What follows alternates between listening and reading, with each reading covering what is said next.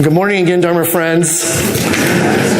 I am really happy to be here with all of you today. I hope you enjoyed meeting my childhood friend, Me Big Feet. It was really great to run into him last week. So, would you please place your hands together and join me in Gasho? This is from the 5th century Pure Land master Dan Luan in his commentary of the treatise on the Pure Land. After being born in Amida Buddha's Pure Land and gaining the power of compassionate means, one returns and enters the thick forests of birth and death, teaches and guides all sentient beings, and brings all to enter the Buddha way together. Namo Amida Butsu, Namo Amida Butsu, Namandops, Namandops, Namandops. So good morning again. Today has been a long day already for me and my wife Karen. We actually got up pretty early today, and Al noted that the days are getting a little shorter. So this was the first time since moving to Oregon that we woke up before sunrise. We were up super early, and the reason why is because I had been invited to go and offer some opening words at the Suru for Solidarity March. They're marching downtown today, going to the ICE detention facility.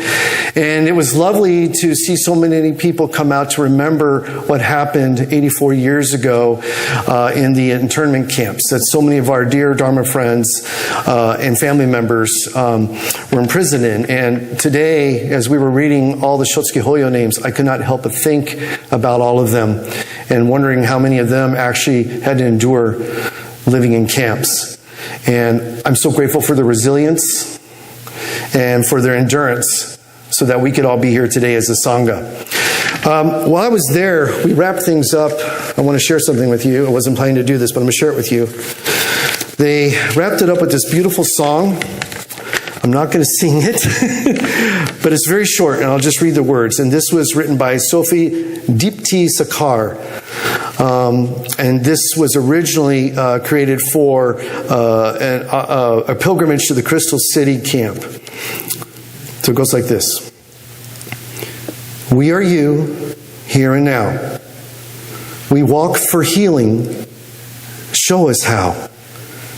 We remember your dignity. Kodomo no tameni. Kodomo no tameni. Does anybody know what that means, the last line? What's it mean? For the sake of the children. For the sake of the children. Which I thought was a very powerful message, that we're here remembering what happened, what feels like a long time ago. But yet we're still seeing families separated from each other to this day. So it was a wonderful way to start the morning with some good friends who care so much about this. So today is our Shotsuki Hoyo for the month of August. And in case you're unfamiliar with the term, in Japanese, sho can mean either happy or auspicious. Tsuki can mean either moon or month. And Hoyo means service. So in our Buddhist tradition of Jodo Shinshu, Shotsuki Hoyo translates to the monthly memorial service. And while we observe this meaningful service on a monthly basis, each one is uniquely special. That's because we are remembering loved ones and friends on the specific month of their death anniversary. For anyone who is here today to remember a family member or a dear friend this month, I hope you will please accept my condolences. Grief doesn't have an expiration date, but it does change over time. We also believe that a relationship with a deceased person doesn't end when they complete this life. However, it does evolve, and it continues to evolve as you journey through your own life. So even though the nature of your relationship with them has changed, they continue to guide and influence you in this life. This can be a joyous thing. And remember, the Sho in Shotsuki Hoyo can mean happy in addition to auspicious. A couple of minutes ago, the opening I shared with all of you was written by the Chinese Pure Land master Dan Luan, or Donran in Japanese. The work of his that it came from was his commentary on the treatise from the previous Pure Land master Vasubandhu of India, who lived at least 100 years before his time. So he was reading the treatise and then he gave his commentary on it. Vasubandhu wrote the treatise on the Pure Land to describe the process of what happens to a person when they are born in Amida Buddha's Pure Land. This included the return to this world after death to guide others to the Pure Land. So fast forward some 100 years, we find Tan Luan clarifying this movement from the Pure Land back to this life, and he noted that it's completely for the sake of bringing all sentient beings across the ocean of birth and death. And it's very important to note that this ability is all due to the compassionate working of Amida Buddha, who directed the virtue for both our birth in the Pure Land as well as our return to the thick forests of birth and death as Buddhas. And I absolutely love this description of life. In other words, our world is like thick forests, just like the beautiful forests we find in Western Oregon. And I can remember seeing those forests for the very first time many years ago after our oldest son moved up here from Phoenix, Arizona. My wife and I, we came up to visit him, but also to escape the summer heat. It can get a little hot in Arizona sometimes. And I can honestly say that I wasn't prepared for the stunning beauty of Oregon. Truthfully, it was mind-blowing and breathtaking. Having grown up in an environment that was mostly different shades of brown, the immense greenery almost hurt my eyes when I first saw it. I didn't know the world could be so green and so vibrant. I was also taken aback by how thick the forests were. There are forests in Arizona, but they're very different. The trees aren't quite as big, and the little bit of undergrowth there is allows you to actually see quite far into the forest.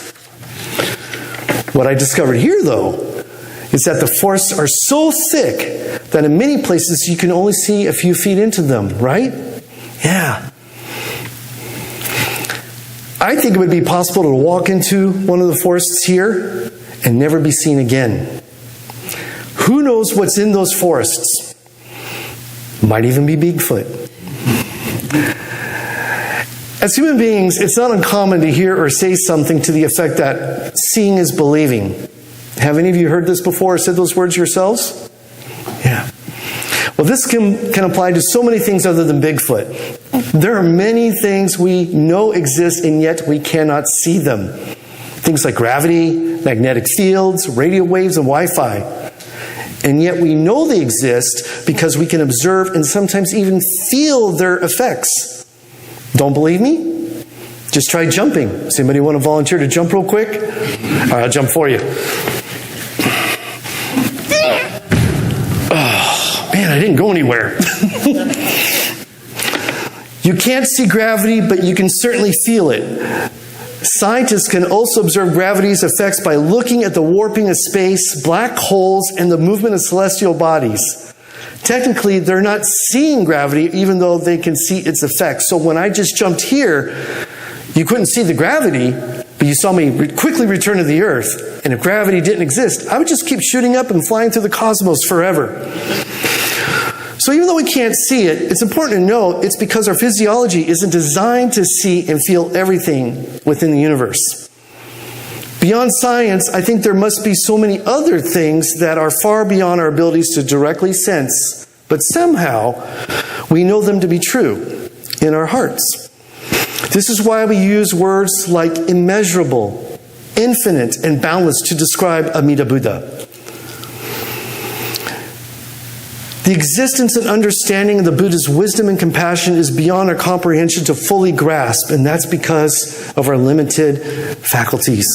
So this begs the question, if our ability to fully comprehend the immensity of the Buddha's boundless wisdom and compassion is seriously lacking, why are we here? Why are we here? Speaking for myself, I think us being here at this moment is because we somehow sense the calling voice of Amida Buddha to listen to the Dharma of Namo Amida Butsu. We cannot see this special voice, but we know it's there. We know it's there in our hearts. We can also directly encounter Amida's voice whenever we hear Namo Amida Butsu uttered gratefully as a Sangha, and even in our personal quiet times when we may whisper, Namo Amida Butsu, Namo Amida Butsu, to no one else but ourselves and the Buddha. We don't need to feel like we need to to actually believe in Namo Amida Butsu. But just like gravity, we can see the effects of Amida Buddha's wisdom and compassion that is boundless in our lives. Through Namo Amida Butsu, we can discover ourselves becoming more patient and kind and forgiving of ourselves as well as others. We can see Namo Amida Butsu in action in the world around us. Things like people caring for one another, to include people we may not personally know, and extending empathy to others, even to those who may think very differently than us. So like this morning, we don't know the people who are detained most of the time, and yet there were people willing to go and speak for them. We do not know how ICE agents feel. We may imagine it, but we don't know how they got there. What happened? What happened? That's empathy to ask that question. Even when you share a little bit about our temple or invite others to attend, that's also the effect of Namo Amida Butsu, the calling voice of Amida Buddha being felt and seen. When this happens, we become a natural extension of the unseen cause, Amida Buddha, and the effect, our joy in sharing the Buddha Dharma with others. And as I shared at the beginning of this message, in Jodo Shinshu, we believe that our loved ones and friends are born in the Pure Land, where they immediately become Buddhas and return to this world to guide us and all other beings to the Buddha way. Tan Luan stated that these Buddhas return and enter the thick forests of birth and death. In this case, the thick forests represent the world that we are living in. Like the reading of the sutras contained within our service books, we can see trees. Like listening to a Dharma message, you can hear a breeze singing through the trees or gently caressing your face. Like placing your palms together in gasho, you can feel the living skin of a tree's bark. But as you stand upon the threshold of a thick forest, like here in Oregon, you cannot see all the way through it. You cannot see everything that's living in there, and you cannot see the tripping hazards or other dangers that may be lurking in there. You may think you'll know what you'll encounter in a forest, even one that you may have visited several times before. But ultimately, every time you enter one, it's a unique experience, and you are entering the unknown. You may sense something beautiful that you'll want to run towards, or you may sense something dangerous you'll want to run away from. It's possible, but maybe even Bigfoot is in there waiting to say hi to you. The truth is, we just don't know, do we? This is what our lives are like. We can never fully know what life will bring us, such as the reading on white ashes that Minister's Assistant Brenda shared with all of us today. We never know what's going to happen. We will never know exactly what life will bring us day to day. And that's exactly why it's hard for us to attain enlightenment on our own. Simply put, just like an expert guide can assist us in navigating through a thick Oregon forest, we need help navigating the way to our eventual enlightenment. Amida Buddha is the source of that help. The Buddha is our expert guide, the steady compass, and the voice that calls out to us if we find ourselves getting lost or going astray, calling us back to enter the clear and easy path that the Buddha established for us. We also have help in the form of our deceased loved ones. Through its wisdom and compassion, the Buddha made it possible for them to return to this world as Buddhas, to ensure we keep our footing as they gently nurture us along the path through the thick forests of birth and death that Amida Buddha created for all of us. It is the Buddha who sends them back to us from the realm of the Pure Land as personal Buddhas to guide us towards our own awakening in the world of absolute truth, which we call Amida Buddha. Today, as you reflect on your deceased loved ones, even though you can't see them, I'm sure some of you can somehow still hear their kind voices, remember what it felt like to be hugged by them, or recall something funny they did or said that made you laugh out loud. I know I can. These loved ones you are remembering are your personal Buddhas whom you encounter each time you gratefully recite Namo Amida Butsu. They have returned from the Pure Land and along with Amida Buddha, and even though you cannot see them, either of them clearly, they are with you every day and at all times, guiding you along the path of Namo Amida Butsu. They will continue to be there until you too will join them as Buddhas to guide all beings through the thick forests of this life. That might even include Bigfoot. So thank you so much for listening, my friends. Will you please place your hands together and join me one more time in Gasho. After being born in Amida Buddha's Pure Land and getting the power of compassionate means, one returns and enters the thick forests of birth and death, teaches and guides all sentient beings, and brings all to enter the Buddha way together. Namo Amida Butsu. Namo Amida Butsu. Namo Amida Butsu. Namo Amida Butsu. Namo Amida Butsu.